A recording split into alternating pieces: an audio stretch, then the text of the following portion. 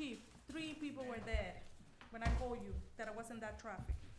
I saw that with the county exec, and I didn't know that until I got out. Yeah, I was like, literally, maybe if I went, probably involved. You talking about Thank Largo? you, yeah. Yeah, it's it was cars crazy. all on top of each other. This looked Yeah. like flipped over and stuff. I never seen something like that. What's this one? All right, thank you. Good evening and welcome to this meeting of the Mayor and Town Council Brentwood. Today is Tuesday, August 19, 2025, and we're starting this meeting at 7:04 p.m. This meeting is being held in person and can also be watched on YouTube. For public comments during the meeting, you can still email info@brentwoodmd.gov. And with that, I will turn this to Larry Moran, our town clerk, to call the roll. Councilmember Glenn Harris Jr., Here. Councilmember Juan Arango Millán, Here. Councilmember Julia Elrod, Here. and then Vice Mayor Jerry Burgess, His excuse absent. Mayor Mayor Lopez, Here. Town Administrator Shelley Dorsey, Present. Police Chief Marcus Jones, Present. and then interim Town Treasurer, Present.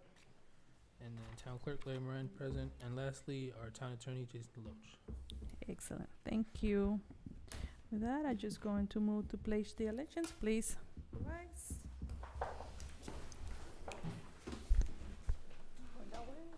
I pledge allegiance to the flag of the United States of America, to the republic for which it stands, one nation, under God, indivisible, with liberty and justice for all. Thank you.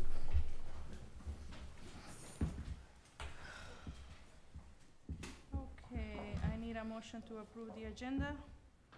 Motion to approve the agenda? Second. Thank you. Anything, everything in the agenda?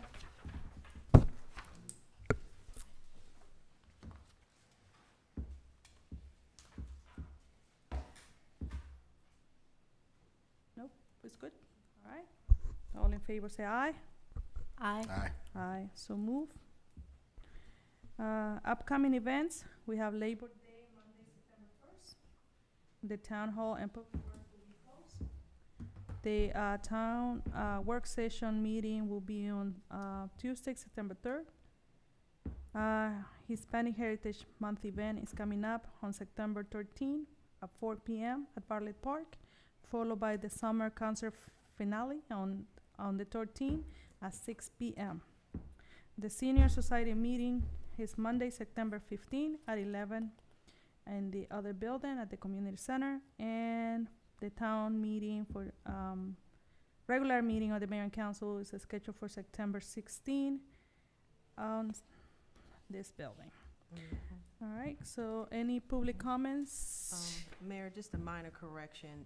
The work session meeting is actually September the 2nd, not the 3rd. That's what I thought. Okay, excellent, thank you. Public comments? I will open the floor. Brian, welcome. Good to see you.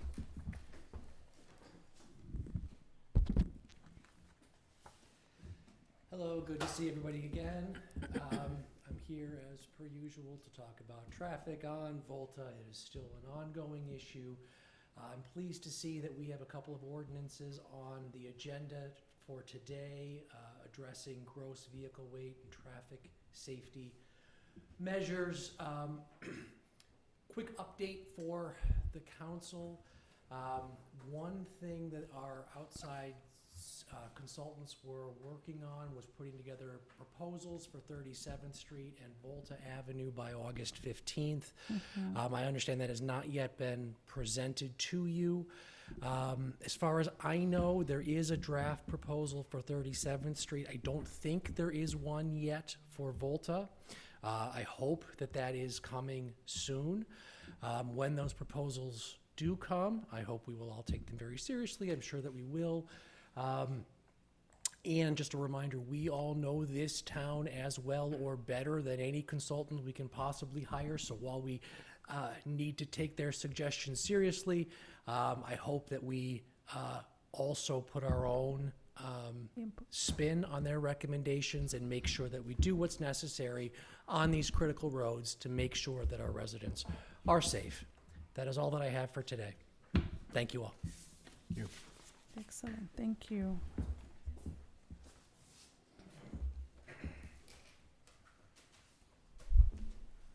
Nope, okay, any emails? Nope. We have 2 residents that came earlier today, and they came asking for the ordinance, but they did not want to make a public comments. They just have regular questions, and they're just gonna follow up with the dates and passage. Okay, so I will move to the reports at this time, and I will have the police chief report for the month of July. Good evening, Mayor and Council. Thank you. The report should be in your email. It was just sent out a few minutes ago. For the month of July 2025 for the police department, I wanted to provide a grant statuses for our fiscal year 2026. So the Governor's Office of Crime Control and Prevention, GOCCP, awarded us a ballistics vest grant in the amount of $1,550, which is the required ballistics vest for all of our officers. So we should be able to get those this fiscal year for 2 officers at least without general funding. They also awarded us a gun violence reduction grant in the amount of $10,000. And those assignments and the gun violence reduction initiatives will be sent out by Captain Campbell. We're also going to try to do some collaboration with our other municipalities with those grants that got them so that we can pool resources because all of our municipalities that touch us and around us, or police departments, are all struggling with staffing right now and leadership. So the GOCCP AOPR Violent Crime Reduction Grant still carries over into this fiscal year in the amount of $11,200. And we have 2 grants that I'm trying to finish submitting this week. That's the Project Safe Neighborhoods for $100,000 and an Edward J. Byrne Justice Assistance Grant for $50,000. So those should be submitted by Friday. I listed our roadblocks for the month of July. The only roadblock the department is having is a staffing shortfall due to one of our members being on a no duty status. Patrol is currently being covered by Captain Campbell and Acting Sergeant Dent. So we are struggling to provide 7-day-a-week coverage. And unfortunately, there is no immediate fix to this roadblock currently. So I'm looking for other options and alternative schedules, and I will send those out when I figure it out.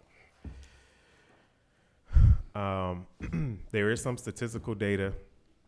I did some charts. Councilmember Elrod requested multi-year data. So you'll see some bar graphs for 25, 24, and 23. We're working on 22. On the last page of those bar graphs, you'll see comparisons of all 3 years for property crimes and violent crime. So you'll notice in 2023, crime was pretty high for 2025. I'm sorry. In 2023, crime was pretty high for property crimes. 2024, it kind of leveled out. And in 2025, we're catching up to our 2023 levels in certain areas of property crime. So that's something we need to dive into from the administrative level and figure out what preventative crime measures we need to take as a department, or whether that's educating our residents in outdoor lighting, camera systems, things like that. So we'll dive into each of these calls to figure out why. There is a comparison as well for violent crime. In 2023, there wasn't a lot of noticeable violent crime. 2024 either. In 2025, we've had so far 2 assaults and 1 robbery this year.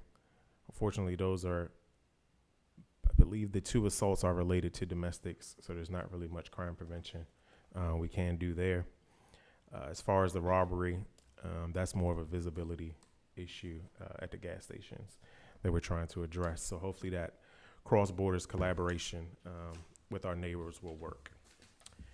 In addition, it's not in this report, but Prince George's County Police is working on a municipal collaborative for the month of September for crime suppression. So every municipality will sign up with the county and the sheriff's office to do crime initiatives on specific days throughout the county.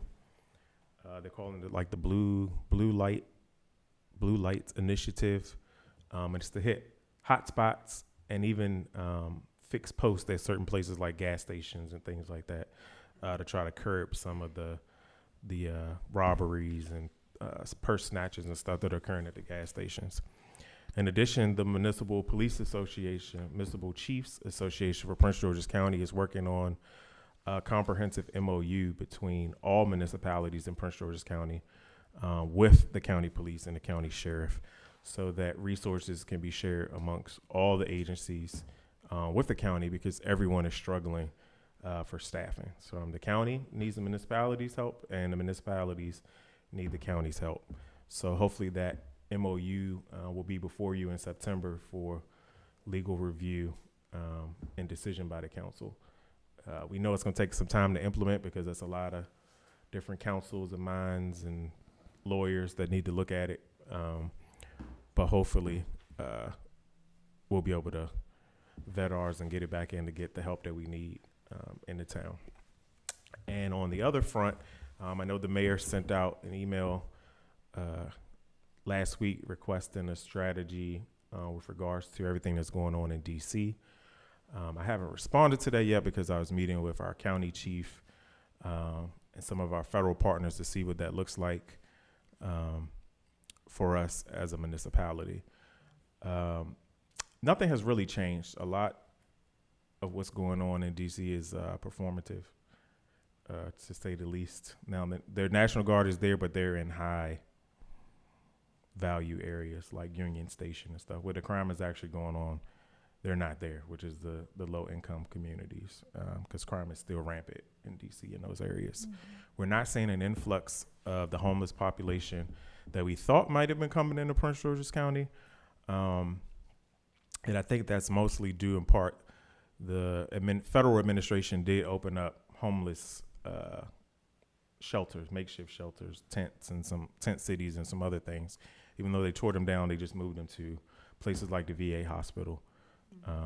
So it didn't force them across the borders into the county. We're also not seeing crime spiking in the county or on it. We consider ourselves a border jurisdiction, but it's not spiking like we thought, maybe because they were pushing everybody out of DC and nobody wanted to be around the extra resources. But we're not seeing that in the county. And if we do, then I will be sure to update you all on that. And that is all I got. Excellent. Thank you, Chief. You have a have question? some questions? Mhm. Thank you. Thank you for providing this sort of historical statistical data. I think it's really, really helpful. A couple of questions. One about the Blue Lights Initiative, and the other about this comprehensive MOU. With regard to the former, the Blue Lights Initiatives, is the county thinking through what the sort of the constituent level perspective is of like this sort of increased initiative around policing, given what's happening in DC, and thinking about how we message it as a pro-safety, like a true pro-safety sort of approach, as opposed to just an extension of what's happening in the district? Yes. So I know the county police chief is having meetings Okay. that a marketing campaign happens. And it's more like a Safe Streets campaign than Blue Lights Initiative, than lights and sirens up and down the street and creating more trauma for people. Got it. It's more of a visibility thing.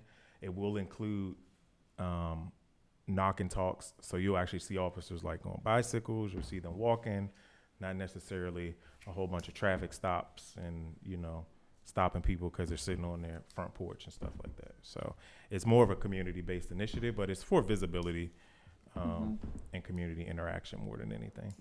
It might be good to think about how we tap into some of the rapid response groups that are sort of situated in the county. I know that Brentwood and Mount Rainier and Riverdale Park have them. I just would hate to see these initiatives sort of get swarmed by people who think like, hey, Yes. ICE is here, because there isn't a clear communication of what's Yes, happening. So thinking about absolutely. partnering with that.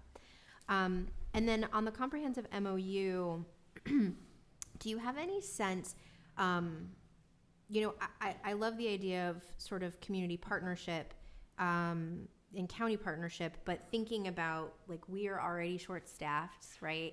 So how is that, like, what is the resource sharing going to look like for a community like ours, where we are actually somebody in need of resources, as opposed to, you know, not being able to, like, give resources to somebody else? So the MOU is more of a give and take, but it's voluntary, Okay. give or take.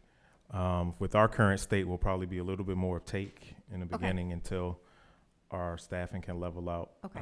in the fall. And that is being able to bring people like Mount Rainier and Edmiston and Colmar Manor and all those places to the town to help us Got it. legally, because Got it. legally they don't have jurisdiction, just Sure. like we don't have jurisdiction in, you know, Okay. non-incorporated areas of Brentwood. So, yeah, it's more give and take, but it'll probably be a little bit more take.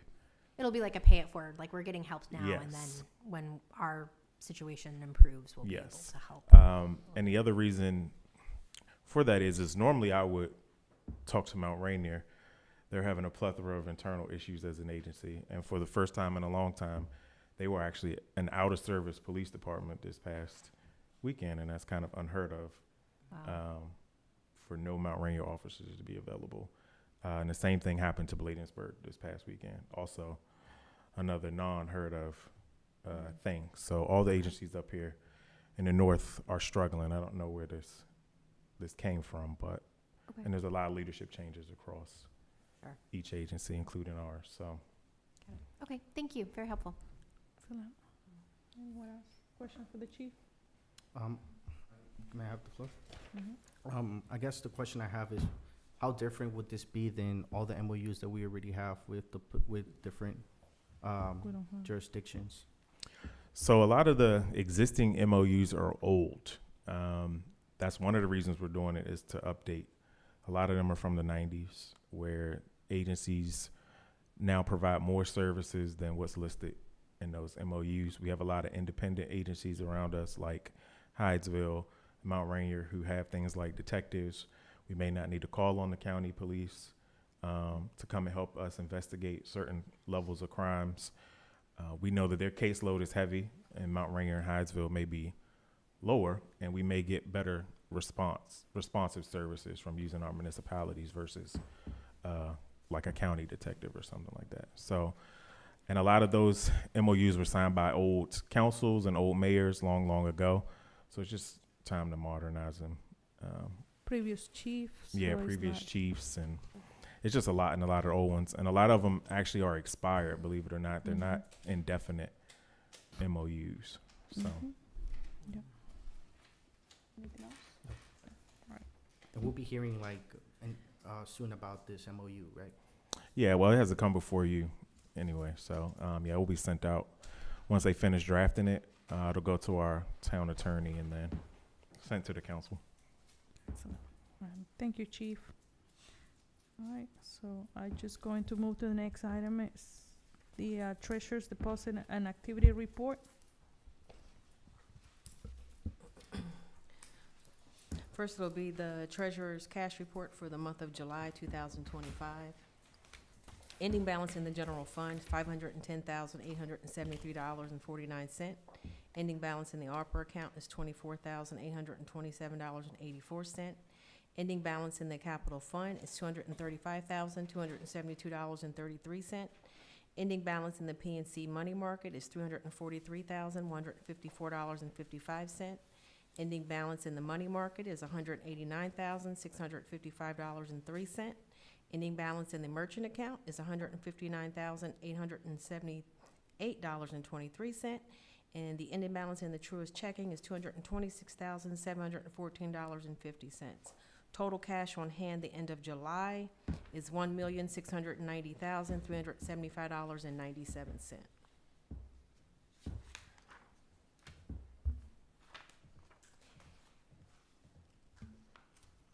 Total of the bills that were presented for your review is in the amount of $390,820.95. There is no profit and loss report for this month, as we're still closing out our books and doing work for the audit. So we'll have one next month. And that completes the reading of the treasurer's report subject to audit.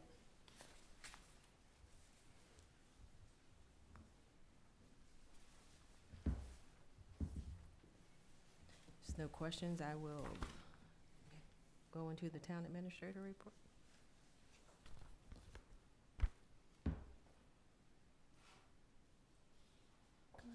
Okay. Town administrator's report. So it was pretty lengthy. So I just highlighted some things that I'm going to go over. Everyone should have received a copy to review in detail. And it's also been made available to the public online. So update on the 38th Place sidewalk. I think I also forwarded that information to you from the consultant. So they are utilizing the designs to create base plans and existing conditions for the 3 different phases. Once those designs and development is 60% complete, they should be sharing a plan that will be provided for mayor and council review and your comments before it gets finalized. The Safe Streets for All grant, they're currently planning and developing quick build projects, and we'd like to have those built before the weather gets cold. They have developed a survey that has gone out for, well, it's a survey that'll eventually go out to the residents to get feedback, but right now it's circulating with the task force to provide comments and updates before that survey is finalized. We do have a tentative first public meeting scheduled for September 15th. And I'm excited to say that we have established our task force. So the members of the task force, Councilmember Harris, Town Administrator, myself, Communications Specialist, Charlize, Marcus Monroe, previous councilperson, Stefan Lagan, previous council vice mayor, and Brian, our member, so congrats. Traffic safety, I'll just make a note that we have been repainting crosswalks and curbs, so they're making their rounds, getting through it. Veterans Park, we repaired the stonework, so if you haven't had an opportunity, please go check it out, take a look at it. Same with the rain guard installation was on July 26th. I don't know if everyone's had an opportunity to look at it, but it's beautiful. We did take on some tree cutting, stump removal projects. The trees that were removed had been previously identified on the survey that was done, and it was on an inventory list. Trees that were marked in red were dead trees, and the recommendation was to remove those. There were 3 trees that were in fact marked in red that were removed, were giving us problems during all the rains, constant branches falling. So we addressed that. We also addressed some other trees that just really needed trimming and cutting back. iWork, so we're pretty much done. I think we have maybe one more training session on the permitting piece, but we're looking to roll that out September 1st. So that's exciting. We'll be able to engage with our citizens because they'll be able to go online and submit complaints with code. They'll be able to go online to re-register their business licenses and do their permitting requests as well. Grants. The following grant activity has taken place since our last meeting. Applied for the At the Rocket grant. Applied for $3,000. We are awarded $1,500, and this is to be used for the mural at the community center. And so we're just working out how we're going to solicit an artist to take on that work. Also submitted a community legacy grant for $150,000 for improvements and upgrades to the community center. Submitted a facade improvement grant for $250,000. And with that grant, we'll develop a program that businesses can apply and get funding to do upgrades or facade improvements. We did an MEA grant for $99,700. This is to hopefully, if awarded, put solar panels on this building. And then I reapplied for the community park and planning grant in the amount of $370,000. So that number was actually increased from the last submission to include funding to assist with installation of a fitness court. Gending meeting software, well, I won't talk about that now because that's actually on the agenda. HR update, so chief interviews, we had 7 applicants, 6 will be interviewed. Those interviews are scheduled for Thursday. We currently have 2 chiefs and assistant sheriff that will be on the panel, and I have sent out an invitation for any mayor council participation on that panel. And we'll be starting at 8 o'clock in the morning. And Public Works, update. So as you know, we sold the dually for $61,000, and we were able to purchase in its place 2 pickup trucks, a Chevy Silverado 2500, a regular Silverado, and we also got a plow. So exciting stuff. And so we did, just to backtrack real quick, Safe Streets Grant. So they did, as Brian mentioned, they sent out recommendations for 37th Street. We are still waiting for recommendations for Volta Avenue, and I shared that information. So if you get a chance, if you can, review that, and then maybe we can have more discussion in our work session. That completes the reading of the Town Administrator's Report. And next is the Code Compliance Report. So for the month of July, rental inspections, there was 1. Business license inspections was 19. Violation notices issued, 25. Vehicle issued towing warnings, 8. Building permits issued, 6. Stop work orders, 2. Parking tickets, 2. Citations, 2. So total activities was 66. And then I just did a little chart there. Obviously, I'm a numbers person because I was treasurer. And so perhaps you find that helpful. It helps me to actually see how or where code is actually spending its time. And that completes the reading of the code report. They did extend some trainings. You can see that at the bottom. Couple of properties that are noted as nuisance properties, and they're basically vacant lots, property maintenance issues. Questions for our treasurer? And this is just a comment for you and for Chief. I just wanted to echo, raise it again. Thank you all for what you do as far as grants. I understand like budgets are tight, and we appreciate the kind of thinking outside the box and being creative, even with selling the truck and being able to provide that value to the town of not getting 2 trucks and a plow. I mean, it helps out tremendously at the time where money is tight. So I really appreciate that. And if you all just continue to carry on that kind of thinking when other folks come with their own budget shortfalls, I think we'll make it through this rough time.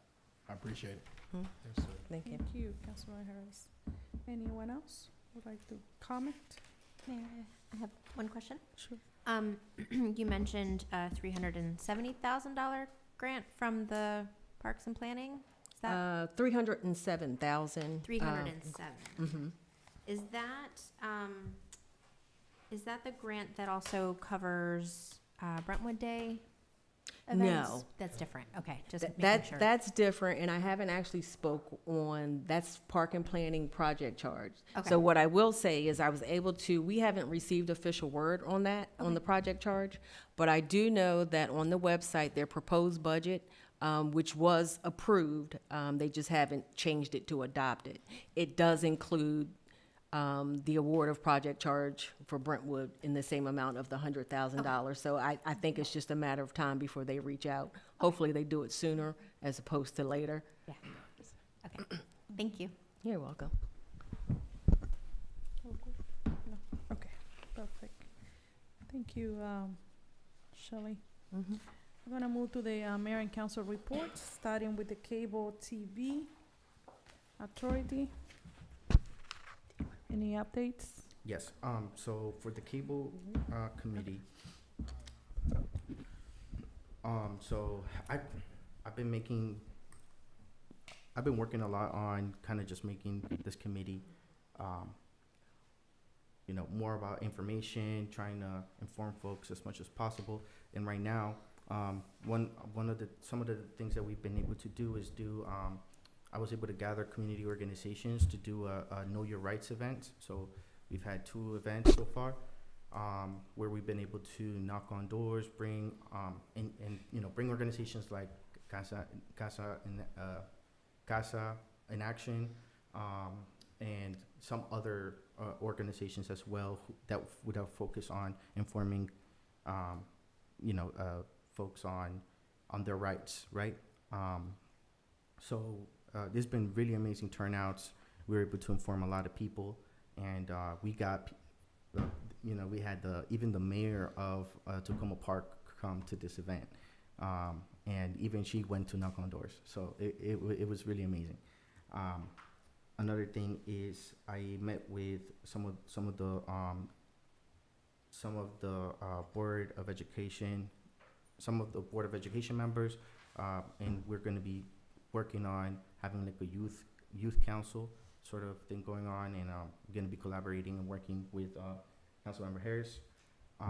So that's some of the conversation that we have, and also they have this like literacy program going on, and that's something that we've also mentioned, and we're going to try to implement and start working on that as well. There's going to be 2 events coming up. That's also going to be to inform the community. These upcoming events will be in Spanish, but I'm hoping to have them in English as well. So same event, it's just going to be first in Spanish. We're going to have it in English just because of people's availability. So we have, is it going to be like a citizenship test? In the English one, we're also going to have some translators that have French translations. So it's going to be like citizenship test workshops, and also we're going to have like how does the system, like the educational system work, right? So it's going to be an event to inform the community about scholarships, about different opportunities that not only Prince George's County, Prince George's County system offer, but also MCPS, right? So we're partnering with Montgomery County, and we're gonna have some representatives from there come here to speak on that. So those are some events that are gonna be that we're working on, and we're gonna be scheduling soon. And we're gonna continue doing canvassing events. I'm actually thinking or working on right now applying for some grants that focus on canvassing and just knocking on doors, informing people about not just about what's going on, but also when we have community stuff, when we have events, just being able to have different forms of communication. And that's all I have for this report. Thank you, Councilman Juan. I'll move to the Public Works. As already mentioned, Public Works, we have the Safe Streets Task Force with those that already highlighted, that Shelley highlighted a second ago, that have been nominated, and then also we're moving forward and really just looking over some of the ordinances that are going to be brought up in the meeting moving forward. That's it for the Public Works. Okay, excellent, thank you. Green Team and the 3 committee. Yep. All right, so for the Green Team, we've been able to do, we've been really active. I want to give a shout out to the Honorable Lauren Roque. She's been really amazing, and she's been an amazing co-chair. She's been really active, and honestly, without her, I don't know how I would be able to do all this stuff, because it has been involving having a lot of meetings, being able to just make sure that we get things done. And also, I want to give a huge shout out to our amazing town administrator, because she is also very involved in a lot of these things that require, getting letters or whatever it is. It's just very, very, very tedious, I would say, and time consuming. So I just want to say thank you. And so just to give, so I guess to start off, we've been working on, the committee has been discussing a lot of in our meetings, we've been discussing the redesign of Bartlett Park, topics related to the Brentwood Pocket Park. We also did the presentation on the climate action plan. For those who missed it, I really advise you to look at it. It's amazing, and it was a collaboration that we did with UMD, and that involved a lot of people as well. So a lot of organizations, a lot of people put a lot of time to this, and it's really amazing. If you also want a copy, you could send me, I believe it's in the website, but you can also send me an email, and I'll make sure you get it. And we've also been applying to a lot of grants as well. The committee has been applying for one grant in particular that it's called the Chesapeake Bay Trust Outreach and Restoration Grant. That involves a community garden. So hopefully we get that, and it's gonna come with a lot of amazing initiatives, but I don't wanna go too far into it until we get it. So that's some of the stuff that we've been doing. We also need more volunteers, so please, if you are interested, if you are able to work, volunteer. We want to make sure we have like tabling events. We're able to inform people about what we're doing, about just educating people. But also, we do need more people in the leadership. So if we have somebody that wants to really get involved and be able to also assist Lauren or myself, it'll be really amazing. So if you're interested, please send me an email, and I'll make sure that we get you settled in.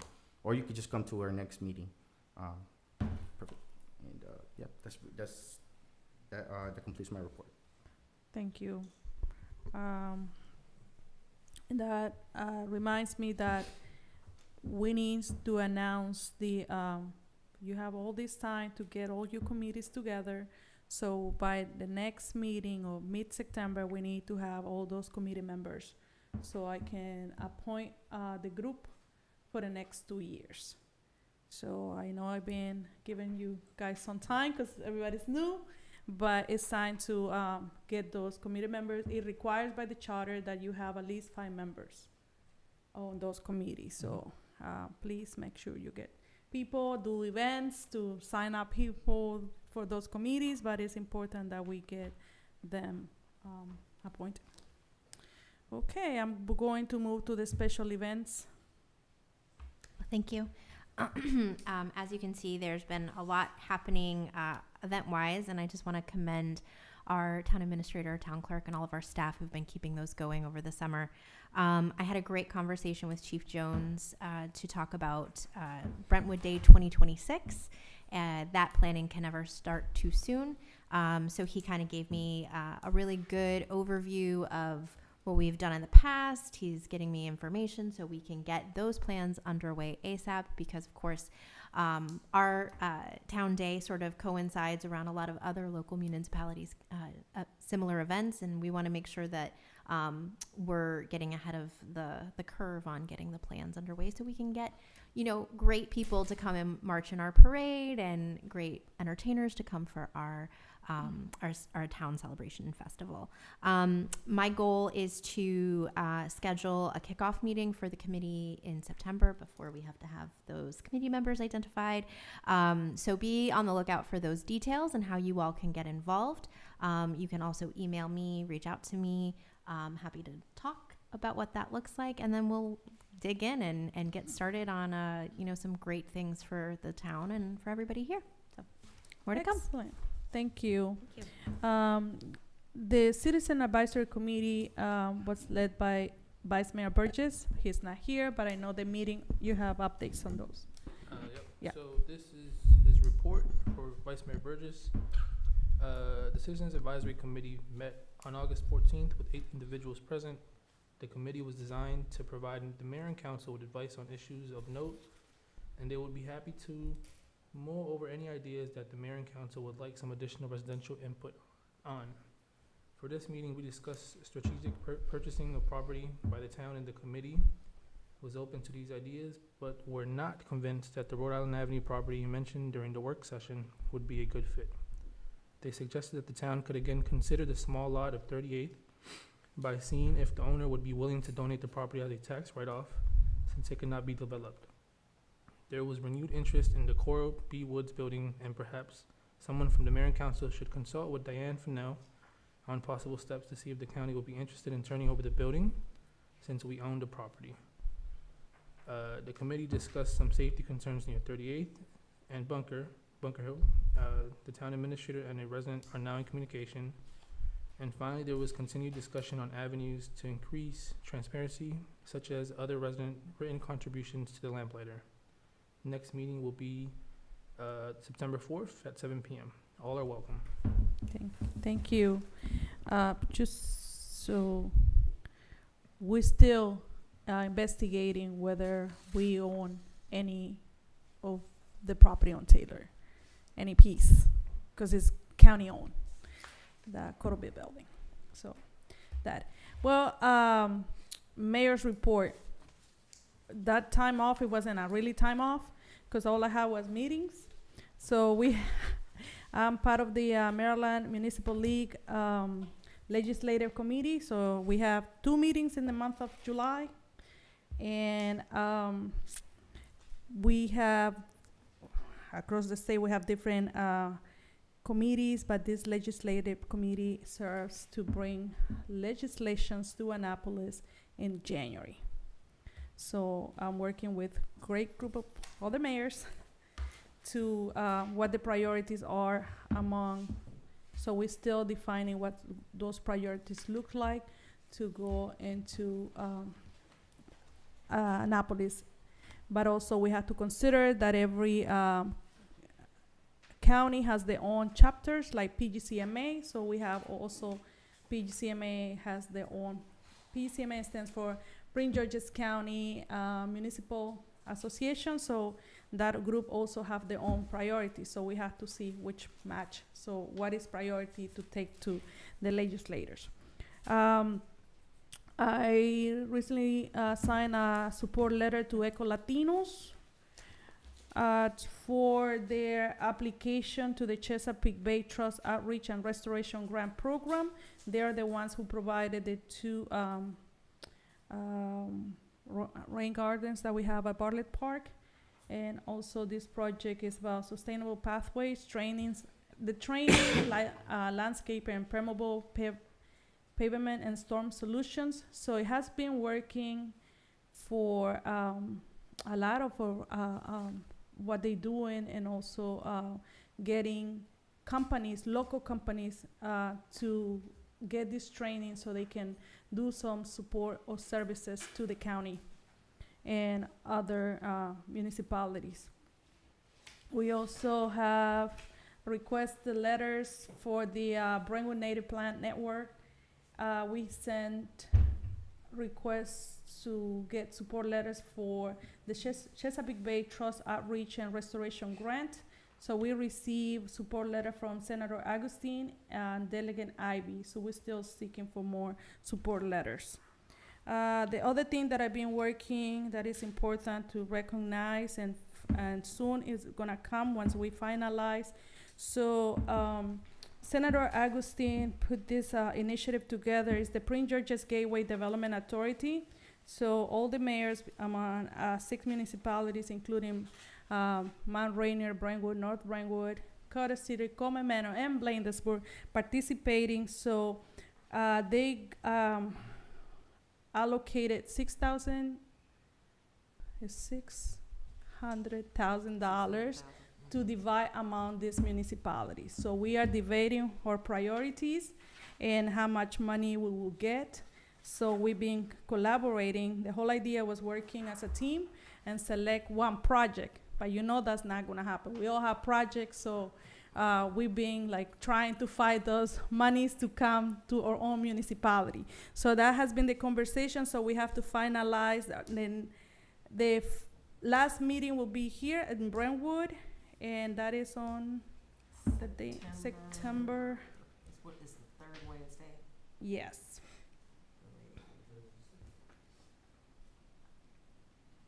So, I believe it's September 17th is Yeah. when we're gonna host. it's not open to the public, by the way, but we are trying to finalize these documents. We are actually working in collaboration with, in partnership with other organization that is helping us to put this together, so we can have a final draft and present it, because the deadline is October 1st. So the senator needs to have this so he can go and get us some money. So that's what I've been working. And we also had a meeting with the president of, sorry, not the president, with the principal of Thomas Stone Elementary School.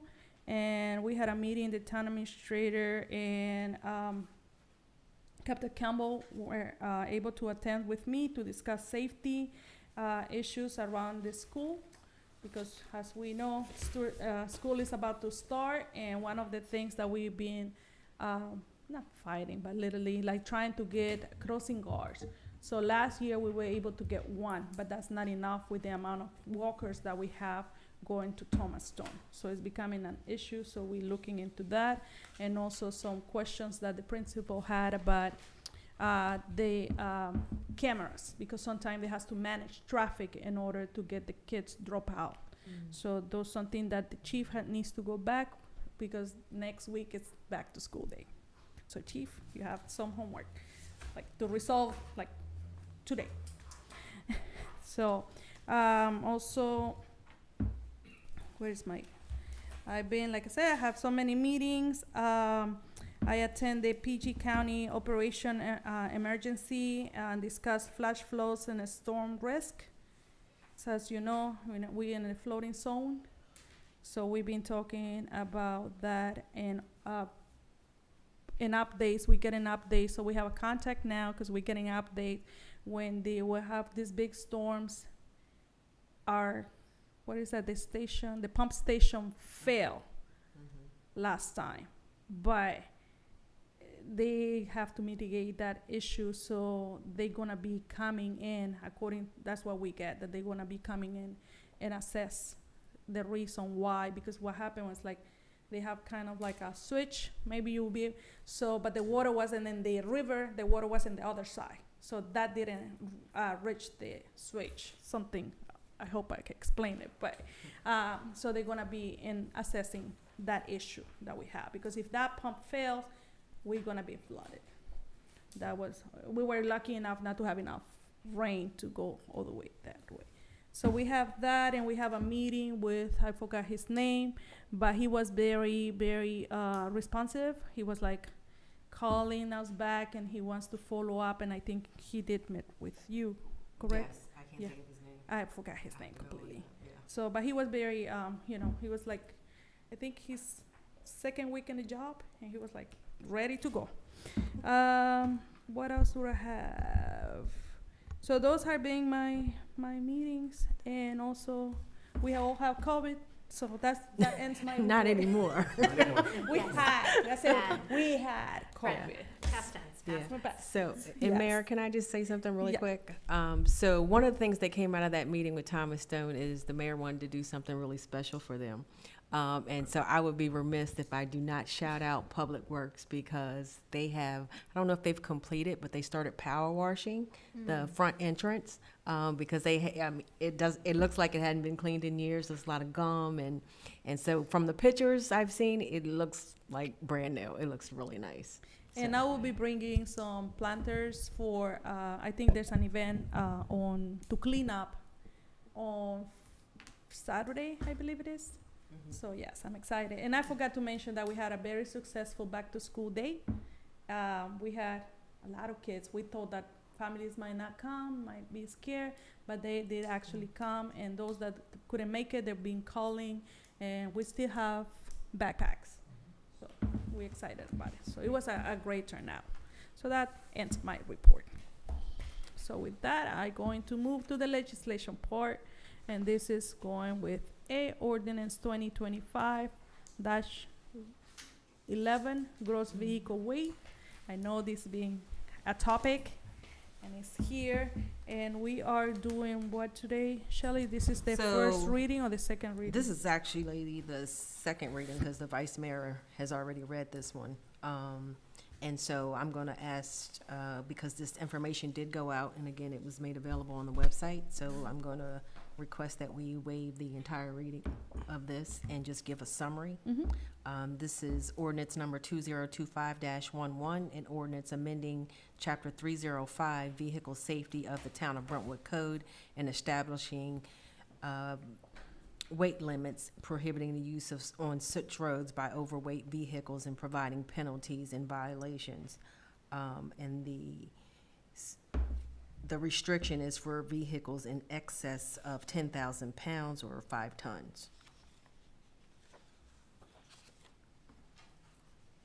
Right, that's the second reading of the ordinance 2025-11, and we are thinking to have one hearing for all of these ordinance at once.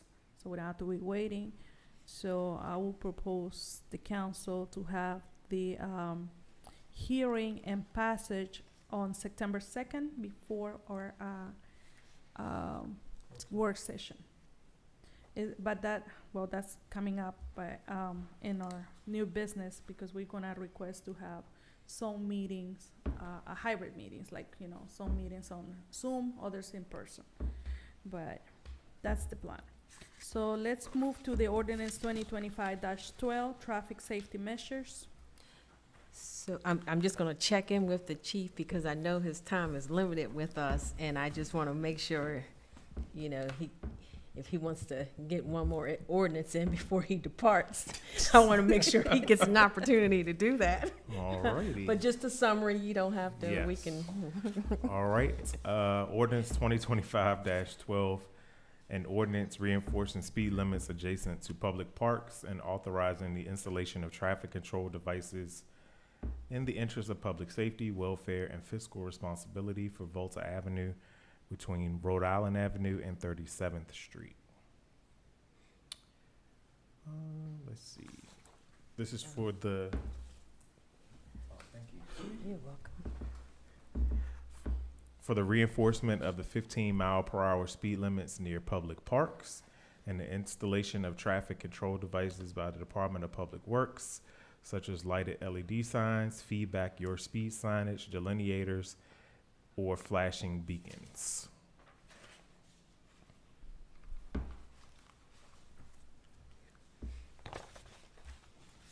Same thing, that's gonna be on the hearing. So I'm gonna move to the ordinance 2025-13, ethics code amendments, and this is a first reading. Yes, so ethics code, again, this one was circulated, and I'm not sure how many pages it is. I think it's 30-some pages, and I'm just gonna kind of go through and highlight what's been done. So this is ordinance number 2025-13. Last week, or I believe it was early last week, we received notification from the State Ethics Commission that we were not in compliance with the 2017-2021 legislative updates. So in going through, you will see, I won't talk about the ones that are highlighted in blue, because those were actually on the 2017 update, and I already found those clauses to be in the ordinance, but I just wanted to make note of them. So I'm gonna really just focus on those that are highlighted in yellow, because they are additions. And this draft was sent around to the Ethics Commission, and so I did receive feedback from Sasha and one other member. And just for clarification, I noticed the ethics committee are the ones that are supposed to send this to the state, not mayor and council, because we don't rule that. That's by the state legislation. So I guess they were supposed to submit some of those updates, but we have that. So now we actually, because this new group, they just started this cycle. So Sasha and what's her other? Fernanda. And Fernanda. Fernanda, Yes, yes. they are the ethics committee members. Yep. Go ahead, Sheila.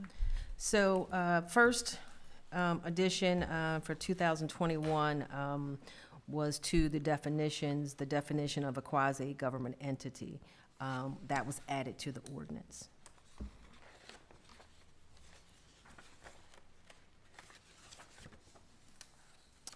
Next was addition of another clause stating a former local lobbyist who becomes a town official or employee may not participate in a case, contract, or other specific matter 1 calendar year after terminating their local lobbying registration if they previously assisted in a represented or represent another party in the matter.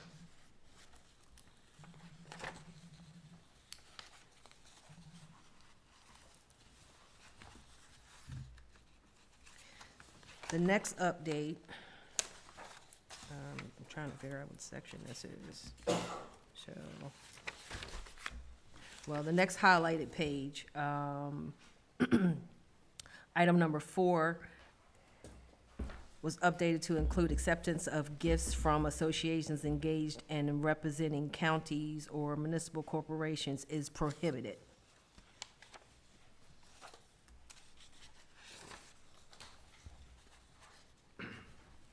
The next update was to the disclosure of confidential information. So basically, we would remove the existing clause and it would be replaced with this verbiage. Other than in the discharge of official duties, an official or former official may not disclose or use confidential information that the official acquired by reason of the individual's public position or former public position and that is not available to the public for the economic benefit of the official or employee or that of another person. And then letter I, an official or employee may not retaliate against an individual for reporting or participating in an investigation of a potential violation of the local ethics policy. The next highlighted addition, under public record, number 5, we added for statements filed after January 1, 2019, the commission or the office designated by the commission may not provide public access to an individual's home address that the individual has designated as the individual's home address.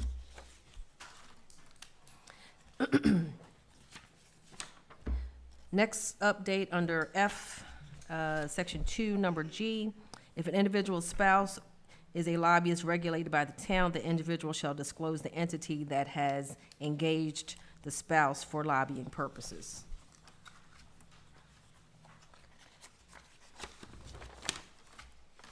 Next addition, under indebtedness for entities doing business with or regulated by an individual's town unit or department. I'm sorry, it was G. Sorry about that. For the purpose of Section 19-7 F1, 2, and 3 of this chapter, the following interests are considered to be interests of the individuals making the statements. And items 1 and 2 are both new additions. Not 1 reads, an interest held by a member of the individual's immediate family if the interest was at any time during the reporting period directly or indirectly controlled by the individual. Number 2 was added, an interest held at any time during the applicable period by 1, a business entity in which the individual held 10% or greater interest. 2, a business entity described in section 1 of the subsection in which the business entity held a 25% or greater interest.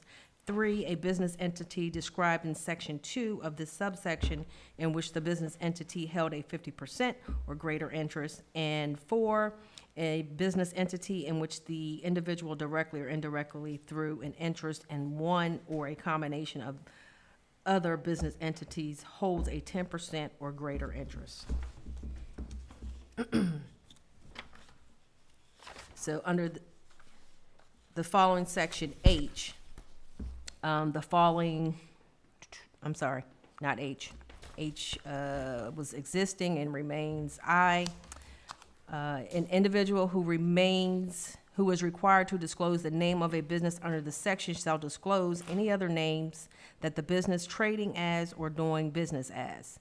J, a statement filed under this section shall include a schedule of each gift in excess of $20 in value or a series of gifts totaling $100 or more received during the reporting period for or on behalf of, directly or indirectly, any person does business with the town of Brentwood or from an association or an entity acting on behalf of an association that is engaged only in representing counties or municipal corporations.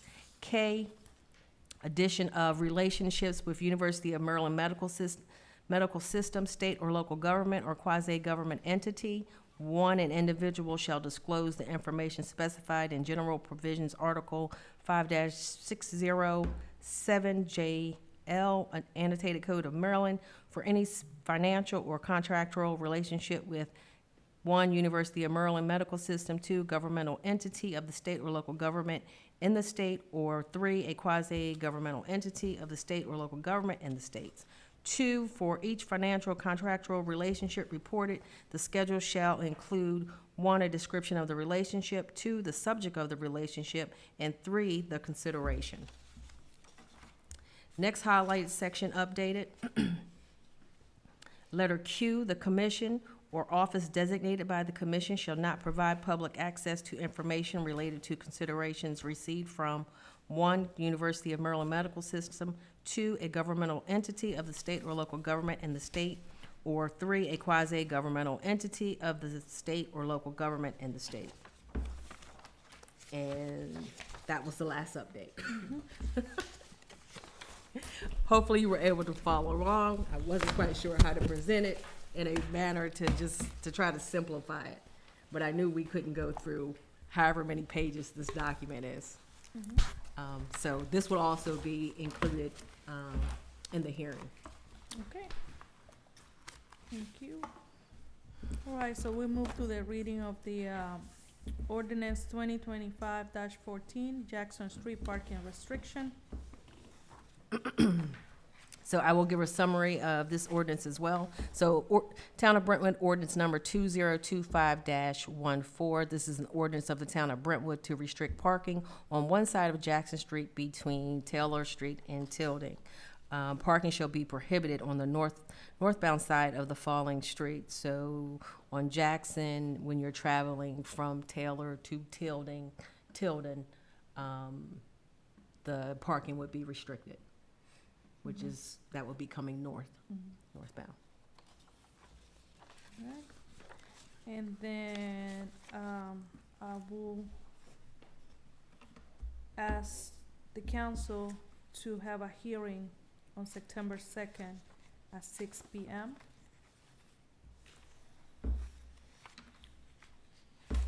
Some of them will be, we have a special meeting to approve this ordinance, if that's the wish, you know. So that's why I'm requesting to be at 6 p.m. before the work session. All of them together right now? Mm? Yeah.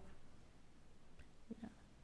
With the exception of the following. So resolution 2025. So first, everybody on the same, agree? Yes. Okay, perfect. So, September 2nd at 6. yes. Calendar real quick. We're thinking that probably it's gonna be via Zoom. Okay. Oh, that works then. Yes.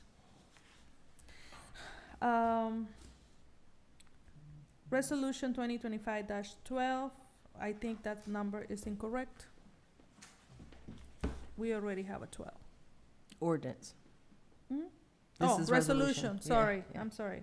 Real property tax.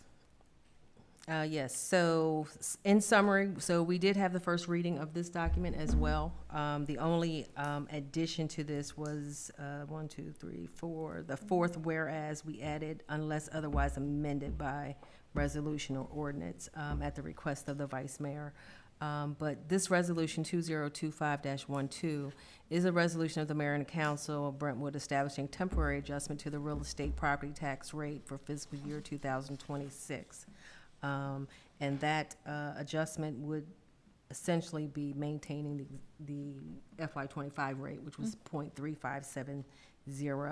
And I did have a conversation with Jason. That was also a recommendation from our last meeting, and Jason was fine with us presenting this as a resolution. However, I will say, just for a matter of record, our charter is actually silent on this. And so if we decide that we want to have a different process moving forward, then we would need to address our charter and update. So this is actually, I'm actually asking for approval on this tonight. I'm gonna ask for a motion to pass this resolution.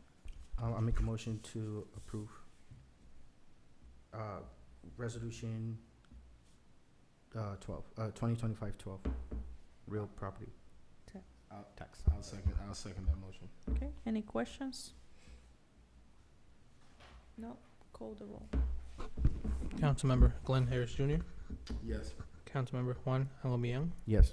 Councilmember Julia Elrod, Yes. and Mayor Lucy Demian Lopez. Yes, so moved, thank you. All right, so I'll move to the old business, and this is, request from the Volunteer Fire Department disbursement request. So,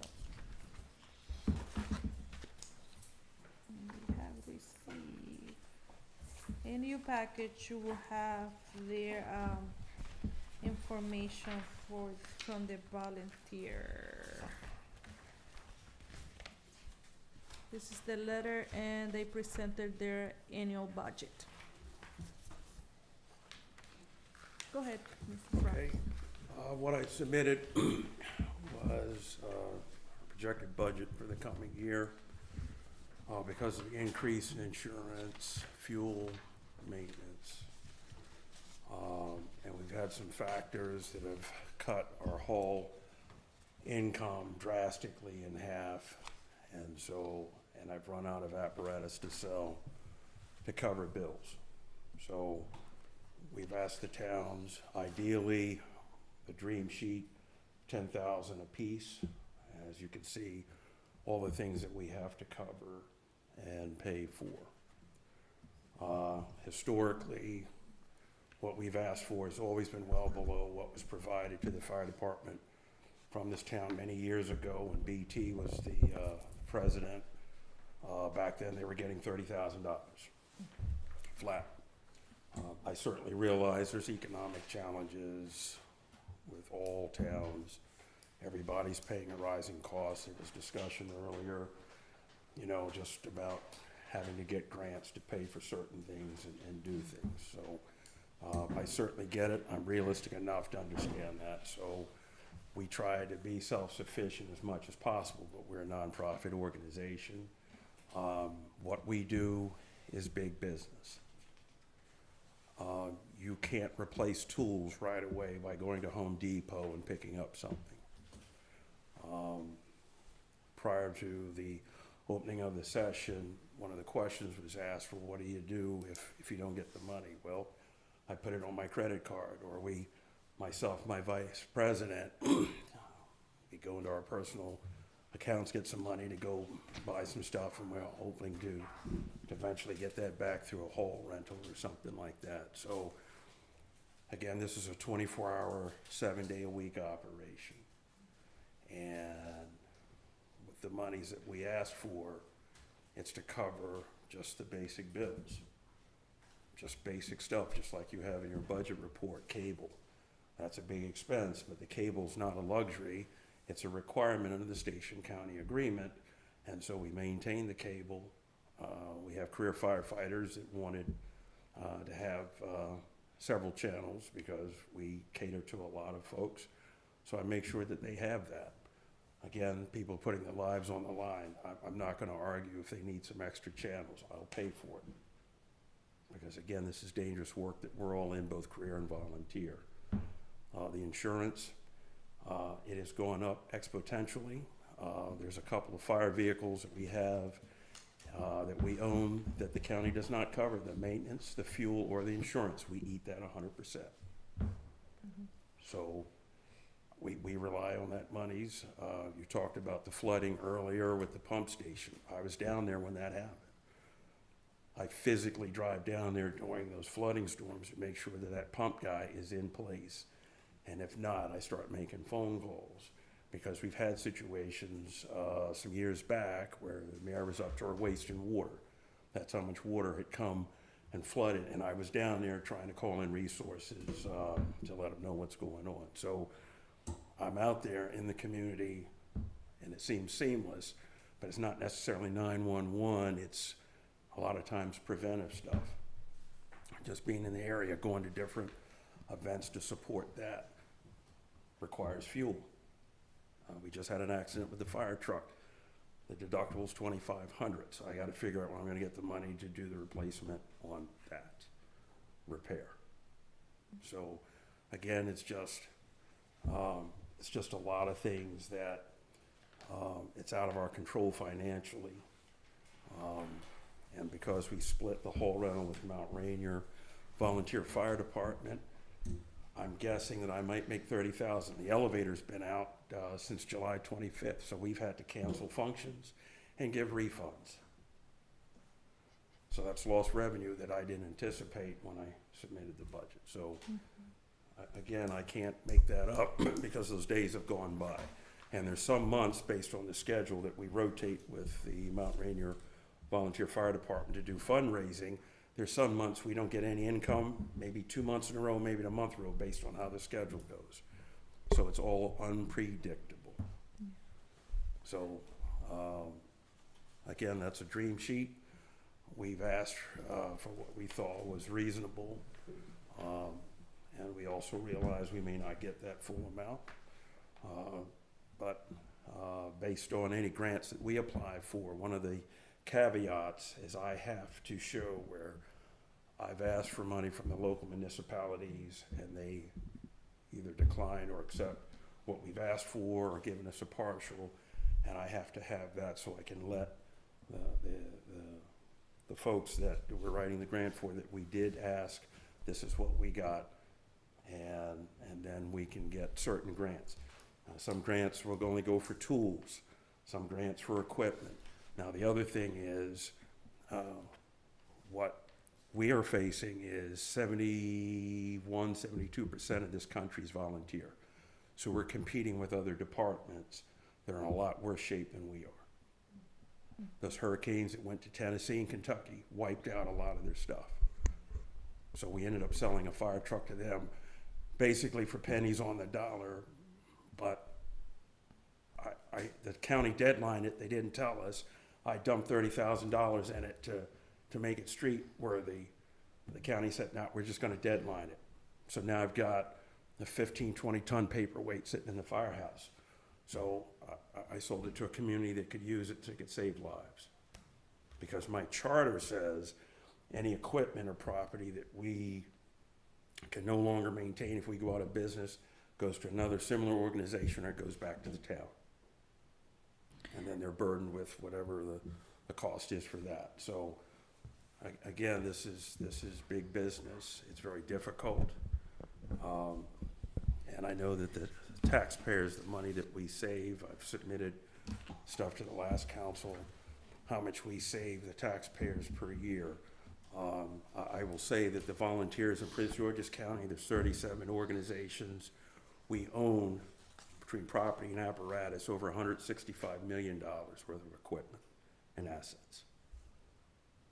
And if we were all leave today, that would put the county in a deficit for the fire department that they would not be able to get back from. Because there's 800 of us that are operational.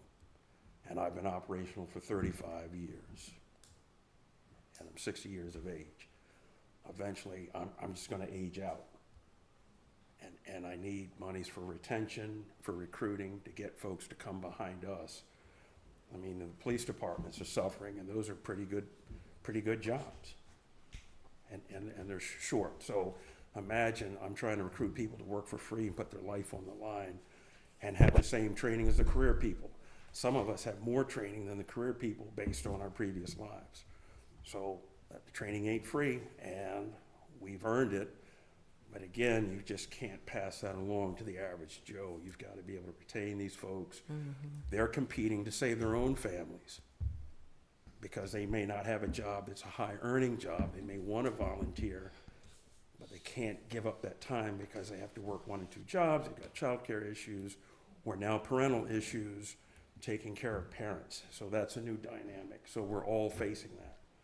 So this money keeps us running, keeps us operating, keeps us able to do certain things, especially the recruiting and retention. Retention's a big thing.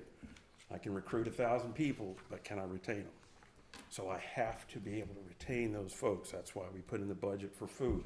So if they're responding, writing calls on a particular night, we'll feed them so they don't have to come out of pocket. You know? Yes, ma'am. I have different questions. Yes. And I know you've been coming every year and tell us, you know, initiatives and things, what else, you know, we can do. How many volunteers do you have? Well, we have 18 operational now. We've got some in the chute that are in training. I think we have 30. I think Jason last reported about 30 or so. So in total, it's 30 volunteers. Yeah, trying to go through the system and getting the initial training. Okay. Some of them are admin, so they're not operational, so they can only do public events and things like that. They're just not operational folks. Then I have a lot of questions. Sure. What is the DED insurance claims? What is that about? The deductible, where it says ×3, just like that one accident on the fire truck, I plan for at least 3 accidents a year. We've already had our 1 for the year, so that's $2,500. Okay, and then I have, you mentioned something about the fuel. I thought that you getting free fuel since it's county. No, that's not accurate. My pickup truck that's supposed to replace the Impala, My question is why you don't get. We don't get fuel, no. They only put fuel, they only pay for fuel on the fire truck. That's it. They've taken the mini pumper off of fuel, they took my other engine off the fuel, they took my ambulance off the fuel and maintenance. So I sold them, because I can't afford insurance on something that's not gonna be maintained. And my ambulance, I think the last time I mentioned, we sent it in for air conditioner repair and it came back with $17,000 in damage. And they told us, you can pay for it if you want your ambulance back in service. But once you pay for it, you pay for the fuel, the maintenance, and the insurance 100%. So now I have an ambulance where they lost my stretcher on with $17,000 of damage sitting in the firehouse, and I gotta figure out what I'm gonna do with it, because I have to pay the insurance on something I can't use. Okay. And the stretcher alone is $85,000 And to this is replace. just me speaking out, but we have different auto bodies, we have different mechanical shops around. Have you shop around and see who offers you a better quote or something of those lines? Well, I still have to have the money to pay for it. And even if I do that and tell the county I've got it repaired, they say, okay, well then you pay for all the fuel, you pay for all the insurance, and you pay for all the maintenance. And to do that, I would need another $80,000 to $100,000 just for one unit. I do have a conversation with you before the meeting, and I have a meeting with the county executive on Friday. So, and you mentioned that the $20,000 that you were getting, you're not getting it anymore. Correct. It's $2,500. We were getting $22,000 a year, split $11,000 for station management. That station management is used to cover the cable bill, to pay for the lawn service, to make sure that the grass is cut. That's a requirement. If there's snow, the towns don't plow our lot. We're responsible for that. So I have to go out and pay somebody an astronomical price based on the weather last minute to come plow it, because I can't afford to have anybody that's injured on the property. And so the firefighters were only responsible. Something to check. Since the lawn is half of Brentwood and the other half of Mount Rainier, can we plow the parking lot? I mean, I don't see why we couldn't. I don't see. if- I mean, and then I I mean, see landscaping. I'm like, That's we to could cut the something grass. like, we can get an agreement, because one of the thing are here all the time, and we've been through this for several years now, and we're trying our best to put some funding for the volunteer.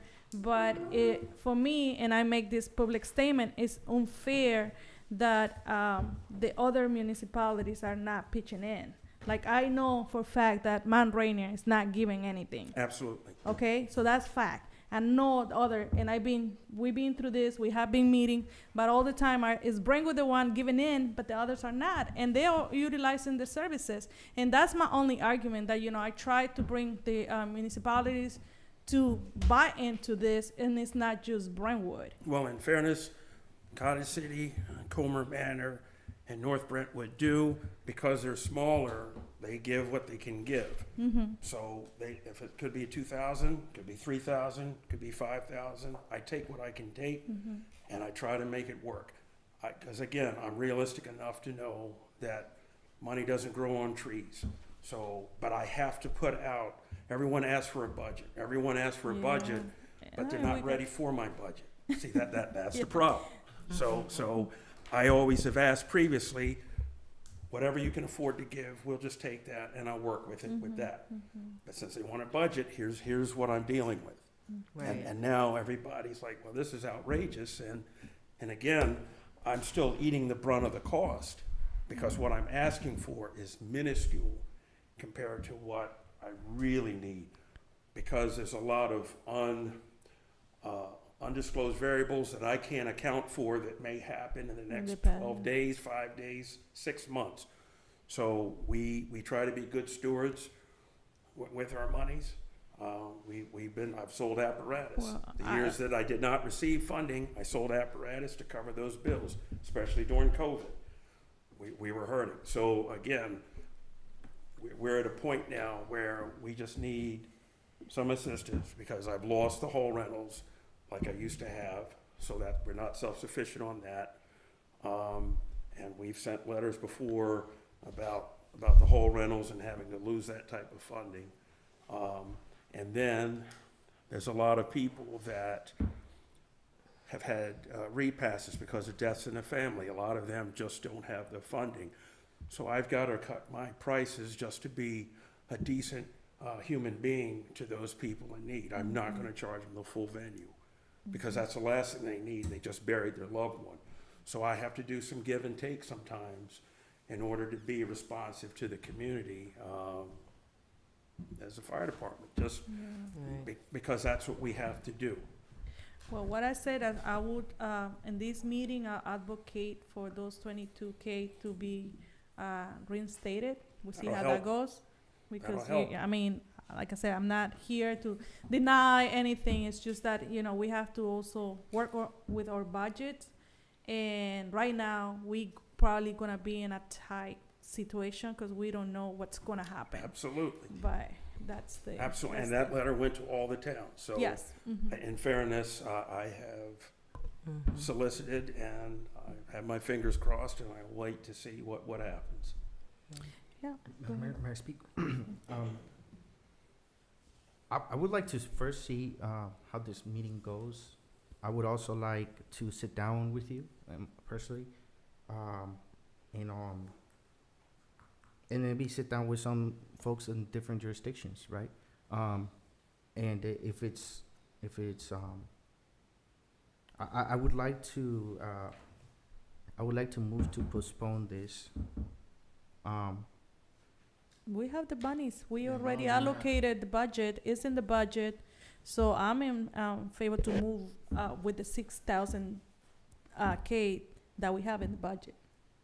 We cannot be reviewing anything right now, because that's revising a budget that we just started, knowing that we don't know what monies we're gonna get. I mean, if we go in like January and we have, maybe we can revisit, but right now, that's what we have, and I'm willing to That's move fine. on that direction. You have, Councilmember Harris, you have. Yeah. No, definitely we need to move forward with getting the funding out, especially as I see this budget. But then also, just having the support. I don't know if we need to put some in letter form there, like when you go forward and at the county level, go ahead and share the concern, because it looks like it's a spread issue across this whole part of PG County, and maybe we could raise it there and see if we can find some provisions and some way to go ahead and move things forward. Are we also looking for grant opportunities and anything else we can go ahead and throw at the issue to go ahead and get it resolved? Because case in point, I applied for a grant for a fire truck to help defray the cost. Because of one sentence, I lost $500,000. Yep. Because of one sentence that I was behind the 8 ball, and I'd have been applying for like 3 or 4 years in a row. And it was to the point I had the senator and congressman involved to try to get it done. And all the woman told me, the head of the FEMA grant, yeah, I hear what you're saying, but that's just too bad. And so I got to live with that. And I told her that my life doesn't stop because I don't get the grant. 1 year, I still have problems. I failed to provide a service under my charter, then I've got bigger issues. And they wanted us to wait around till they felt it was okay enough for us to purchase a fire truck. And when you deadline my apparatus, I've got nothing. The county right now is short on surplus apparatus. So if a fire truck goes out, that's the end of it. They won't have a replacement unless they can borrow it from another volunteer company that may have a spare one available that they're not using, and then they will loan it. We're down to 1 fire truck now. The other one is missing an adapter for the hydrant, so it can't go on calls. So my truck is the primary truck. No, we can't have that. We can't be a minute away from a bucket brigade. So we gotta get this thing right. And that's why we have to have this open dialogue. That's why I've been coming to the council for years since I've been president. Again, this is big business, and we save the taxpayers a lot of money. That's why it's not set up like certain municipalities or the District of Columbia, where they have 100% career people, everything is paid for by tax dollars. All that equipment in this county says volunteer, we own that. The loan's in my name. It's not in the county's name. It's not in the fire chief's name. It's in my name. Those vehicles, they're in my name. I'm the jailable officer. So I'm putting my signature on a whole bunch of stuff to protect the community, and all I'm asking is just for the bare minimum to help me provide the service. That's all I'm asking. And with the 6,000, I will take that. If this is all that's been budgeted for, I will accept that. We can come back later to the well if need be, and I will submit another brief, but I'll take what you have and I'll work with it, and I appreciate the consideration. Thank you. Madam Mayor, may I speak? She was. Thank you. One quick question. You mentioned your elevator's out of service, that's causing a loss of revenue. Yes, ma'am. Have you gotten an estimate on what a repair for that would be? It's the county, it's a county building, they have to pay for it. Again, if I had some of that 11,000, I probably would have called in somebody on my own and gotten it done, but because of all the red tape, it's been out since July 25th. And they just got the approval, I hear, to purchase the parts, so however long that takes, and then they'll come back and fix it. So I'm at the mercy of the Prince George's County government. Madam Mayor, could we add that to the conversation as like is there a way to expedite that? Yeah, okay. I love the idea of thinking about how we can do some in-kind support, right? Of like the landscaping, the plowing. I would love to see us get more creative on how we can, partner with like Staples, right? To help. I mean, at this point, Sure. Every single cent we can help Absolutely. save you is helping the cause. Is there any sort of, I know that this is kind of, might seem a little gimmicky, but is there any kind of sort of informational campaign that we can do about the work that you do, about the service that you Well, provide to our absolutely. communities, just to Absolutely. help raise awareness that we are, to put it as my fellow council member Harris said, one bucket away from, a bucket brigade. Well, right? we Or came one- to the council many years ago Yeah. to have the town videographer come to our station, ride with us on calls, videotape all the different people so it could be played on the government channel so people could see that I want to volunteer because I see people that look like me in that organization. That never happened for various reasons. So it's not that it hasn't been asked, because I've certainly have suggested that multiple times, and it just hasn't happened. And it wasn't due to our fault. We've been ready to go. So my thing is, because it's a diverse community, it's needed. Because if folks don't see themselves in the people that are at the station, then they don't see themselves as a potential volunteer, and it's a lost opportunity. Sure. And it's hard for me at 60 to go to a high school and ask high schoolers to work for free with what they would see as a prehistoric guy and put their life on the line. It's just not attractive. So we have to come up with creative ways to try to engage those folks. I've even gone to some of our leaders, state leaders, to ask for a public service high school where children in the 8th, 9th, 10th, 11th, all the way up to 12th could actually go to Central High School. That way they could stay drug-free, criminal record-free, get all the regular discipline that you would get as a student, but also have the didactic to prepare them so when they get to their senior year, they will have volunteered a couple of years to meet the community service requirement, and they'll be eligible to branch out into being a nurse, to being an EMT, a firefighter, a police officer, or some type of corrections officer. So I'm all for whatever Yeah. you can offer. I'm willing to try. Oh, Yeah. can we put it in Lamplighter or just like do like a write-up or something? Like, I'm happy to help with that. But I'm just thinking, like, Sure. what are the tools at our immediate disposal to help Lamplighter's raise? perfect. Yeah. That's perfect. And We then- can get you and some then- information Okay.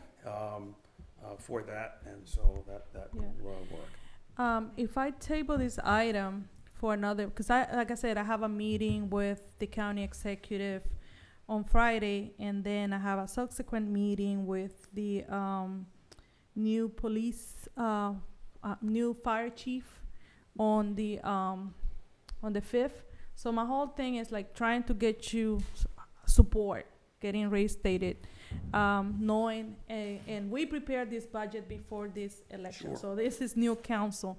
And we went through this route before. We had a lot of discussion.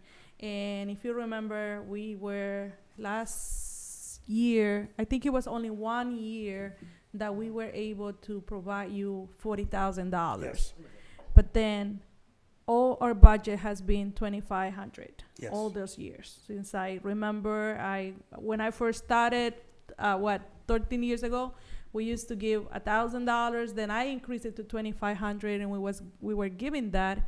It was just that year because I know you wanted to get that pumper. Yes. Yes. So we did 25, and then we did 15,000.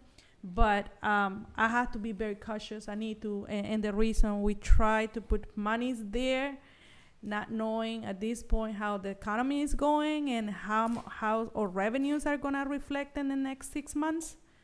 And that's why I have to be very cautious. But I'm willing to go, the extra miles to try to see how we can bring everybody together to support the volunteer fire department, getting, the county exec involved or whoever needs to get involved so you can get those $22K reinstated. And we're not the only station, so they've already set their budget for the year, so we're not the only station that's in this boat. There's other stations that are But doing the same. I was told when I first scheduled the meeting that Station 55 is fully staffed. That's what I was Yes, told. of career That was people. one of the Mhm. stations across the county that is fully staffed. Yes, No, it's 100% staff, because they're not gonna get any more career no, fire that's because it. they already fully staffed. We have 6 so- on the floor. I made a motion earlier. No, you haven't made a motion. I made a motion to table this and revisit it.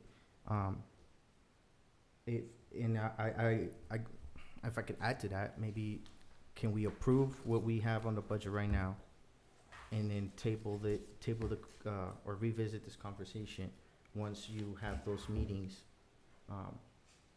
with the I mean, I new can bring an update administration. from the administration, but that will not be, like I said, maybe January when we are around budget season, we can discuss it. again, but, In I that don't case, see- I wanna just make a motion to, postpone this. You know, there's a lot of things I didn't even know about what what I'm hearing right now, and I think it's really important. I know there's been a couple of incidents lately. do you want to table this item? No, I wanna go ahead and. Do you wanna table this item? I don't see the need to table something that we already have in the budget and he's requesting for. So I just need somebody to make the motion. There's not, I mean, you don't have anything, nobody's gonna second your motion to table. It's just like, we actually want to move forward to disperse this funding. Right, but then we couldn't give him what he needs until next year. He needs a lot of money. What do you think if we table this No. until our next session, or, right, postpone it? Can we revisit it, and you could be okay with? The council already had no, so your motion doesn't stay. Well, I didn't even call order or nothing. Well, No- that's no what I second? said, you Okay, don't have a okay. second. All right. So I need a motion to disperse. I motion to disperse the Okay. funds as stated before, $6,000. I second. All right, any other questions? Call the roll. Councilmember Glenn Harris Jr., Yes. Councilmember Juan Aragamian, Yes. Councilmember Julia Elrod, Yes. and Mayor Rosita Lopez. Yes, so move. So you will talk to, Shelley to Okay. get all the other. Are there any other questions before I leave the podium? Questions? I would just want to, I think to Councilmember Arangamian's point, like, are there, conversations we can continue to have maybe during Yeah, our work sure. sessions about how we can Mhm. continue to support you Sure. in excess of the money that you're getting.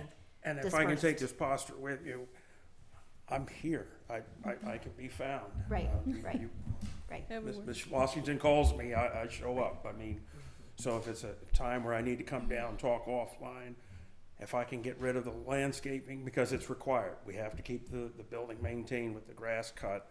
The reason we went to a landscaping service is because the previous folks that we had using our lawnmowers destroyed them. And we were spending more money buying lawnmowers, and they just weren't careful with it. So I was forced to go to an outside Yeah. corporation to cut the grass. But if you can do it, If we get to an agreement to do the in-kind support of landscaping That or, helps. That snow helps. plow, we will have to give you a number so you can incorporate that into your budget. sure.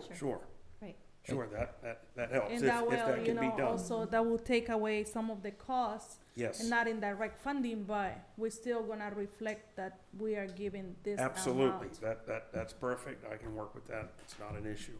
That'll certainly help my cause. And again, we're still trying for outside resources.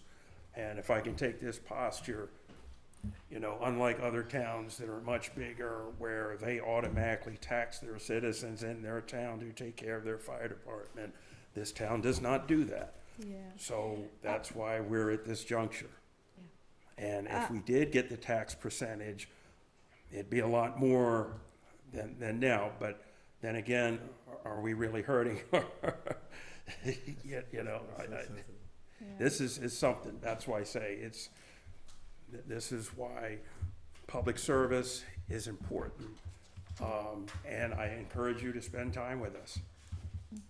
I would like to also say, if I may, that, there's a lot of things here that I think we could really advocate for, especially if it's regarding the county, the state, right?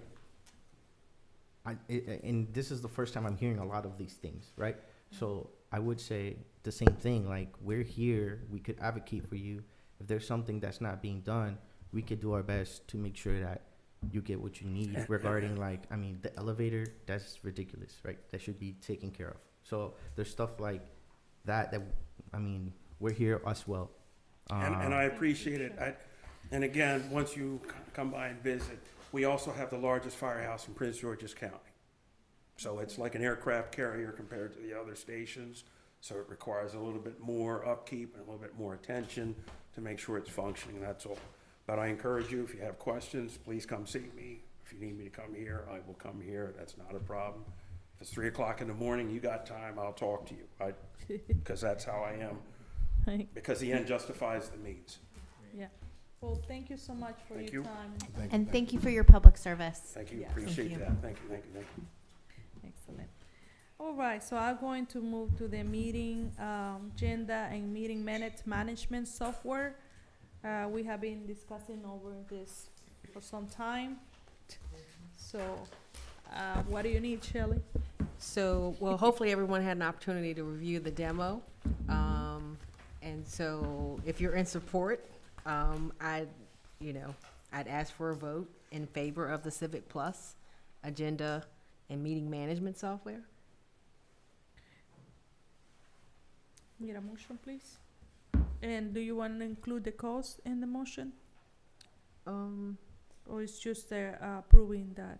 I mean, you can include the cost, but if you approve the software, then to me, that kind of encompasses the whole Okay. thing. All right, so the motion will be to approve the management software for meeting agenda and meeting minutes. A motion to approve the purchase of Civic Plus for agenda management, meeting minute management. It's the second. I'm sorry, I know you're doing the motion, but what was the cost of it again? So the one-time only fee for setup fee was $2,000, and then it's like $6,000 annually. So, and it's a program that allows us to, we can collaborate on building our agenda. It also stores all of our meeting documentation, our ordinances, our resolutions. It allows us to track it. It kind of standardizes the agenda process, and it's a great way to have a central location for, again, the ordinances, resolutions, search features. If you have to go back and research documents, it just simplifies the entire process. It helps to hold us accountable. Paper we have? I do have a question, actually. Like, I support this. I really like the program however, my question is, Code 360, we already pay for all of that, right? Like, it's supposed to hold all of those documents, it's supposed to hold ordinances, because last time I spoke with the Code 360 folks, they told me that we pay for that plan, right? So my only question is, are we going to downgrade from that to have this as a place where we have all the ordinances and resolutions and stuff like that? I know there's more to it, but there's already like part of that that they offer. So I want Right. So no. So this program will actually, when we approve an ordinance or what have you, it'll push it out to our website, and it's ready to go for codification. And so you can rest assured, like we have issues now in terms of ordinances. Once you approve them, those next steps, whether they're actually taking place and happening and things are being put on the website, it's getting codified or what have you. So now we actually have a system of being able to track these things, so they don't fall through the cracks. Because codification it's important. It needs to happen. I have a question. I think I asked this question during our work session, but COVID brain, as I'm going to claim. So it's the $2,000 setup cost, the $6,000 annual. The annual with the media is actually $8,000. Correct. Are we considering the media portion? I didn't see that they demoed that but they did mention it as like Right. You can basically like have the meeting minutes sort of time stamped, and that Yes. YouTube would sort of be something if we wanted to do that, but it would be. I would love to have it, but I was just going to take baby steps. And Okay. So if you're in support of it, I think we could definitely We can benefit add from it. eventually, right? And we could go back and add it later. I Okay. don't know if, yeah. Mhm. So Okay. it's probably still the same cost. Okay. So when you make the motion, you should probably include approval with or without media.